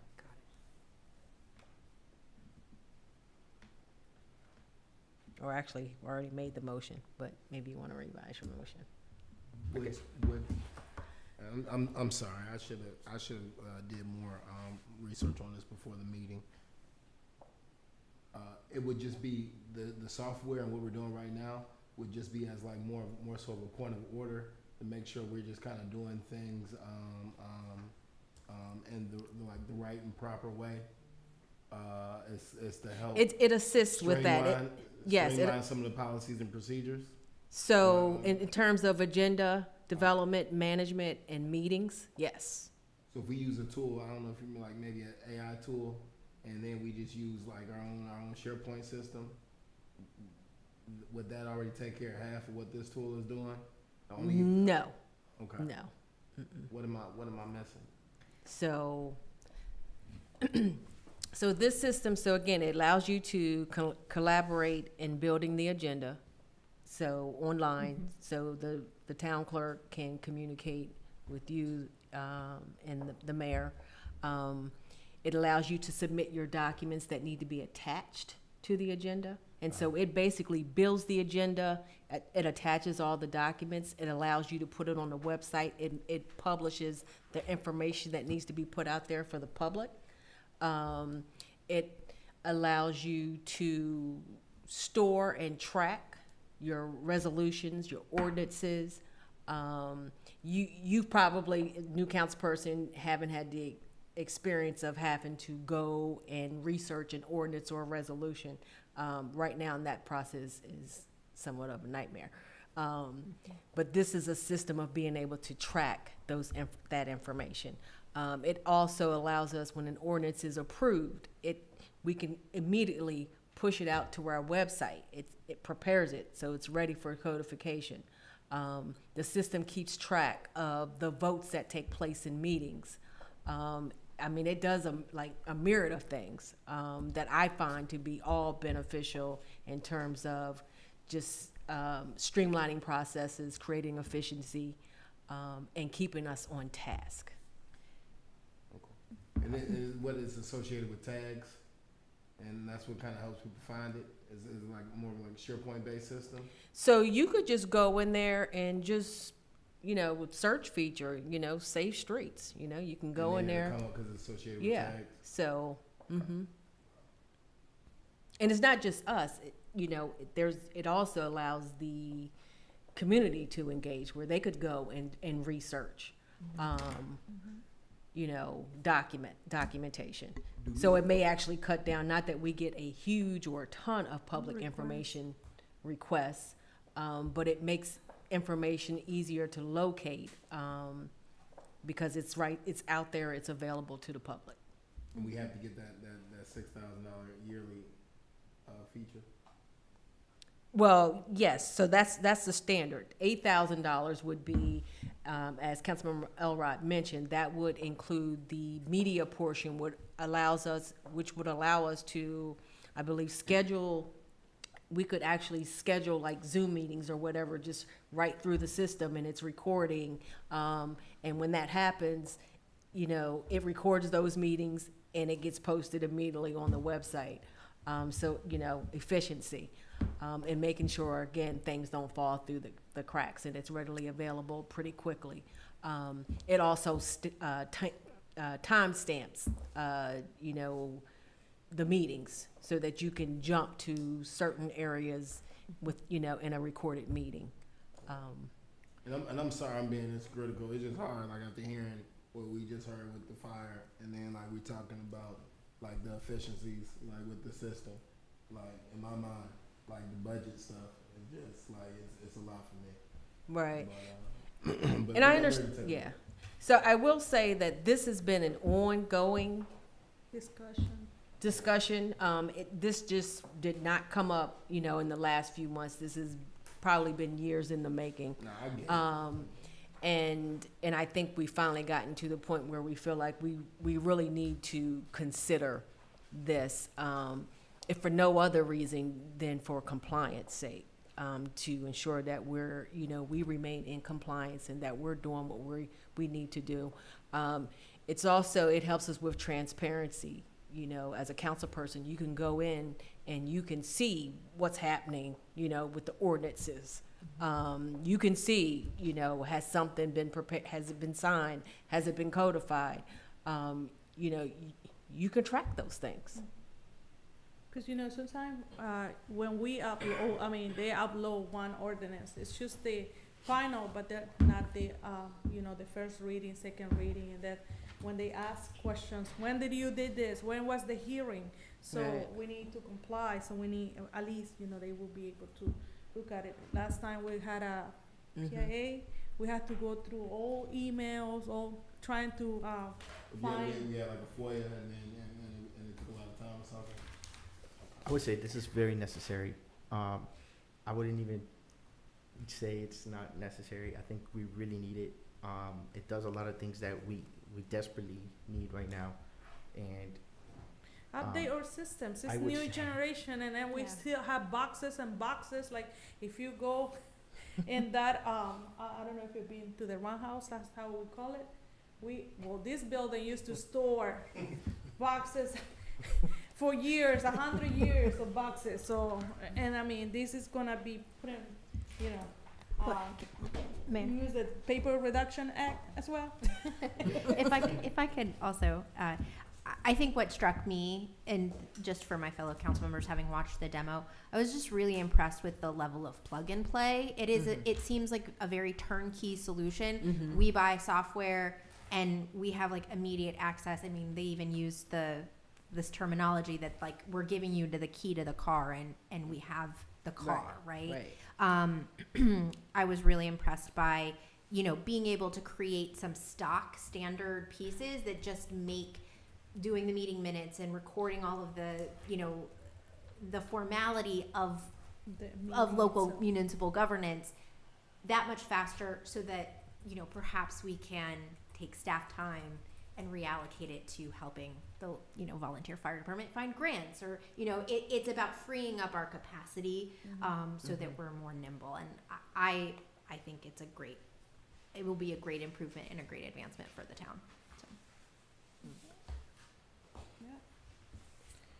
All right. So, any more comments before I call the roll? so just make the revision of without video, Media? without media. Yes, whatever it only is edit you're deciding, that I yeah, would- with or without the media. So I move to amend the motion to specify that we will be approving Civic Plus for the setup cost and the annual fee of $6,000 moving forward without the media portion, Second. just to make it clear. Call the roll. Councilmember Glenn Harris Jr., Yes. Councilmember Juan Herrera Mian, Yes. Councilmember Julia Elrod, Yes. and Mayor Lucia Tumia Lopez. Yes, so move and approve. All right, so this is our last item in the agenda, which is the town council hybrid meetings. After our brief comments and, I did ask before to have hybrid meetings. Everybody wouldn't know, they want to do in person. But, since we're talking about communication and trying engagement, so I know people that are willing to come and sit down and see us in person, but there are others that will prefer to be on Zoom and participate that way. So given that we want more engagement, I thought that it would be best also to have the work session on Zoom and the actual meeting of the mayor and council in person. So I'm asking for a motion to have a hybrid meetings of the mayor and council, and specifying that the work session is gonna be on Zoom, and the regular council meeting, which is required to be in person.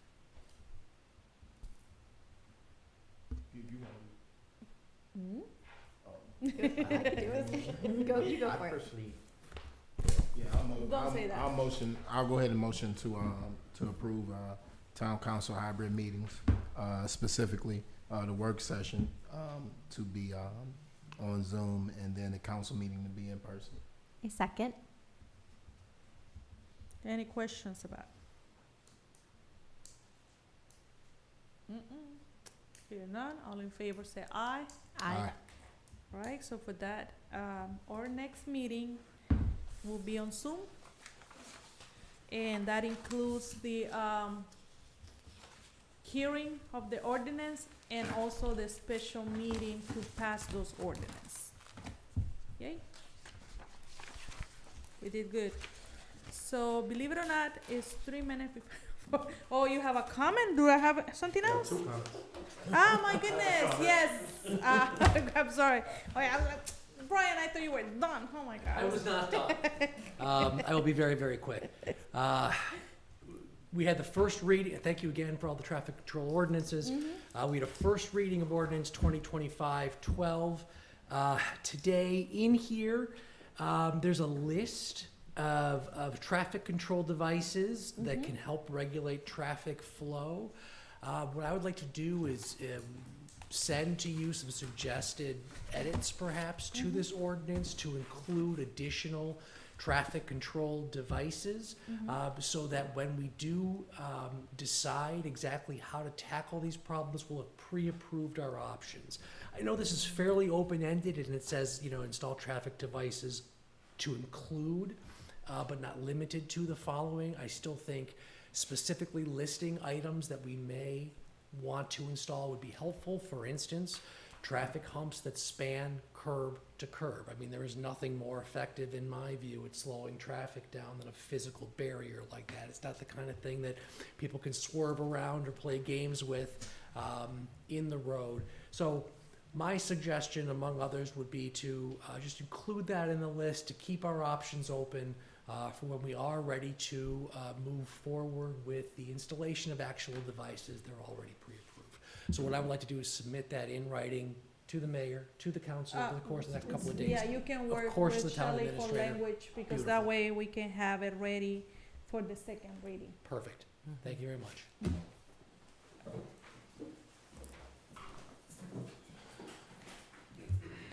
My other hat, being the chairman of the board of directors for the Southern Maryland chapter for the Red Cross. I want to thank Chief Jones for doing the blood drives in the area. And I don't know who's going to take his place to continue the blood drives in this area, but it's very important. We need blood from this community, especially the African American community, because of sickle cell. So there's a big push by the Red Cross to try to get that done. I would like those blood drives to continue here, as Chief Jones has so gallantly done, with good results and numbers. It's very helpful. And thank you, Chief Jones, for doing what you do to help the Red Cross in their efforts. And also, when you're considering the traffic calming devices that were discussed, also take into consideration emergency apparatus getting to the house if we really have to push the limit, because they slow us down just like they slow down the public, and seconds count. So that's all I ask. Thank you. Talk to Brian. I'm working with you. We're trying to avoid actually using it to come out at all. That's the whole point. It's the fire's over. But thank you. Thank you. And you know what? That's a great suggestion when we have this public works meetings, because we see it from those, you know, watching from home or driving on cars, but not driving a huge fire truck. So it always a great input. So yeah. Anything else for the good? Hearing nothing. Okay. So I need a motion to adjourn this meeting. I motion to adjourn the meeting. Second. It's 9:01 p.m. All in favor, say aye. Aye. Aye. So moved. Thank you. Thank you so much. Thank you, everybody. Thanks so much. I will follow up with Paul at OCS tomorrow. Okay.